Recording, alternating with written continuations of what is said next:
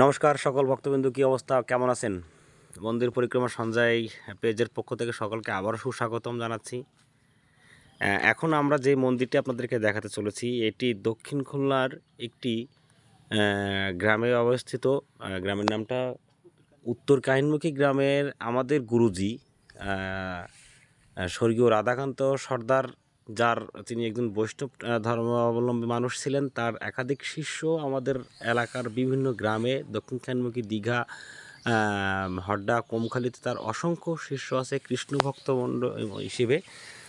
এই মন্দিরটি তার স্মৃতিস্মরণে তাদের বাড়ির, তাদের যে আমাদের যে স্বর্গীয় যে রাধাকান্ত বাবু, তাদের বাড়িতে তাদের সন্তান, জ্যেষ্ঠ পুত্র এবং কনিষ্ঠ পুত্র, তারা দুজন মিলে এই মন্দিরটি নির্মাণ করেছে। আমাদের দাদা দেবদাদা আছেন, উনি কিছুক্ষণের মধ্যে আমাদের সাথে যুক্ত হবেন। এই মন্দিরটির বিশেষত্ব হচ্ছে এখানে প্রতি বছর অন্নকূট অনুষ্ঠিত হয়, আর বিভিন্ন একাদশীতে এখানে হরিবাস অনুষ্ঠিত হয়, বৈষ্ণব সেবা অনুষ্ঠিত হয়, এবং বিভিন্ন সময়ে বিভিন্ন এখানে হচ্ছে জপযজ্ঞ অনুষ্ঠিত হয়। আপনারা বৈশাখ মাসে জপযজ্ঞ অনুষ্ঠিত হয়। আপনারা দেখতে পাচ্ছেন মন্দিরটা কিন্তু চারিদিক থেকে ঠিক ততটুকু করেই শিল্পীর কাজের ছক দিয়ে সুন্দর করে এই মন্দিরটিকে নির্মাণ করা হয়েছে, এবং এই সম্পূর্ণ নির্মাণ কাজে যতটুকু অর্থ ব্যয় করার সব কিন্তু আমাদের এই গুরুজির দুই ছেলেই তারাই করেছে। তাদের বাড়িতে তাদের এটা দৃশ্যমান একটা জিনিস। আসলে সত্য কথা বলতে কিছুই থাকবে না, আমরা মানুষ, আমরা মরে গেলে কালকেই সব শেষ হয়ে যাবে, কিন্তু আমাদের এই যে ধর্ম, আমাদের এই যে ধর্মীয় প্রতিষ্ঠান, আমাদের এই যে মন্দির, এগুলো থেকে যাবে যুগের পরে যুগ, ঠিক না? তো ঠিক আছে, আপনার মন্দিরের ভিতরে একটু দেখানোর চেষ্টা করব, ভিতরে একটু দেখার চেষ্টা করব। দেখতে পাচ্ছেন আমাদের উনি দেখানোর মাতা যে আছেন এখানে, দেখানোর চেষ্টা করছি মন্দিরটি ভিতর থেকে। সম্পূর্ণ মন্দিরটি টাইলস দিয়ে মোড়ানো, এবং সুন্দর করে এখানে আমরা রাধাকৃষ্ণকে দেখতে পাচ্ছি।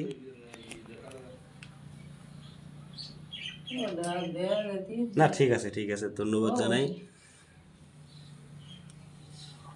হরে কৃষ্ণ কৃষ্ণ কৃষ্ণ হরে হরে, হরে রাম রাম রাম হরে হরে। সবার কেমন লাগলো আমাদের এই মন্দিরটি দেখে? আমি সকল ভক্তদের বিশেষভাবে জানাতে চাচ্ছি যে আপনারা আমাদের এখানে যখন অন্নকূটির অনুষ্ঠানটা অনুষ্ঠিত হয়, কিংবা যখন হরিবর্ষ অনুষ্ঠিত হয়, আপনারা সবাই এখানে আসবেন, সবাই একসাথে এখানে এসে আমরা হরিবর্ষে মিলিত হব। তো এখন আমরা একটু দাদার সাথে কথা বলতে চাচ্ছি। দাদা আসলে মানে কি বলবো, মানে পূজা কখন শুরু হয়? দাদা নমস্কার, ভালো আছেন তো? হ্যাঁ, ভালো। আমরা আপনার এলাকারই ছেলে সন্তান, আপনার হয়তো চিনেন।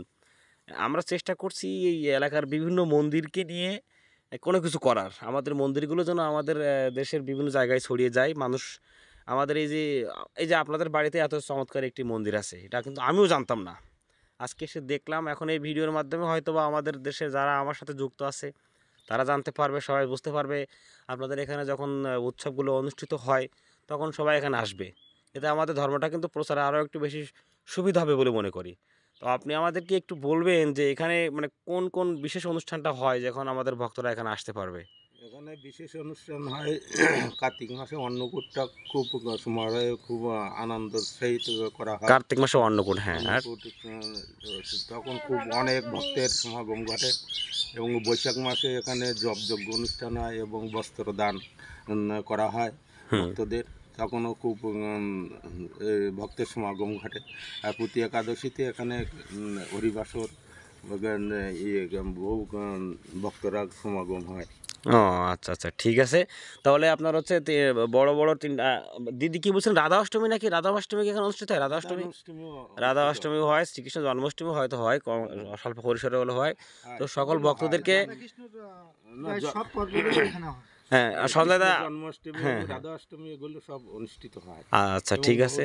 ভক্ত সমাগম। দাদা ভাই, আমরা একটা জিনিস জানার ছিল যে আমরা অনেক মন্দিরে ঘুরে ঘুরে দেখলাম আমাদের এই মন্দিরের পরিবেশ তত সুসজ্জিত নাই, কিন্তু পারিবারিক মন্দির হিসেবে আপনারটা খুব সুমার্জিত এবং সুন্দর। কিন্তু আপনি কি যে সকাল সন্ধ্যায় আপনার পরিবারের সকল সদস্যদের নিয়ে কি 2-5 মিনিট প্রার্থনা বসে? হ্যাঁ, আমি এখানে আমাদের 3 বার পূজা করতে হয়। ভোরে মঙ্গল আরতি, দুপুরে মধ্যাহ্ন ভোগ দেওয়া হয় এবং সন্ধ্যার সময় সন্ধ্যা আরতি, এগুলো করা হয়। আমার পরিবারের সমস্ত লোকজন এখানে এসে নাম কীর্তন এগুলো করে। এটা খুব চমৎকার। আমরা প্রতিদিনও আমরা অর্থের পিছনে ছোটাছুটি করি, আমাদের অর্থেরও প্রয়োজন আছে। প্রতিদিন আমাদের 200-500, কারো 1000, কারো 5000, 10,000 এমনভাবে আয় করি, কিন্তু দিন শেষে দেখা যাচ্ছে যে আমাদের অর্থই আমাদের অভাব মেটাতে পারছে না। সেই শ্রীকৃষ্ণের পদতলে আমাদের শান্তির জায়গা। হুম। তাই আমরা সকল ভক্তদের জানাই, আসুন আমরা প্রতিদিন যতটুকুন সময় পাই 2-5 মিনিট ঠাকুরের এখানে এসে আপনার নিকটবর্তী যে কোনো মন্দিরে ঠাকুরের জন্য প্রার্থনা করি। আমাদের সকলের সুস্বাস্থ্য জন্য ভালো থাকে। দাদা, আমাকে একটু আশীর্বাদ করবেন, আমরা যেন কম বেশি এই মন্দিরগুলো। দেখতে পাচ্ছেন আমাদের একটাই আমাদের আমাদের দাদা, উনি কিন্তু আমাদের খুব সুপরিচিত একজন ব্যক্তিত্ব। উনি আমাদের সব সময় আশীর্বাদের তলায় রাখেন। আর হচ্ছে দাদাকে ধন্যবাদ জানাই, দাদা সুন্দর করে আমাদেরকে উপস্থাপন করলেন বিষয়গুলোকে। আপনারা সবাই এখানের যখন আপনার যে অনুষ্ঠানগুলোর কথা দাদা বললেন, আমি হয়তো ওইভাবে বলতে পারছি না, এই সময় আপনারা সকলে এখানে আমন্ত্রিত, সকলে আসবেন এবং দেশে বিদেশে যে যেখান থেকে আমাদের এইটা দেখছেন, আপনারা সবাইকে এটা জানানোর চেষ্টা করবেন। সকলকে ধন্যবাদ। সঞ্জয় দা, আপনার কিছু বলার আছে? না থাকলে শেষ করে দেবো আমরা। না, এখানে সমাপ্ত। ঠিক আছে, হরে কৃষ্ণ। হরে কৃষ্ণ।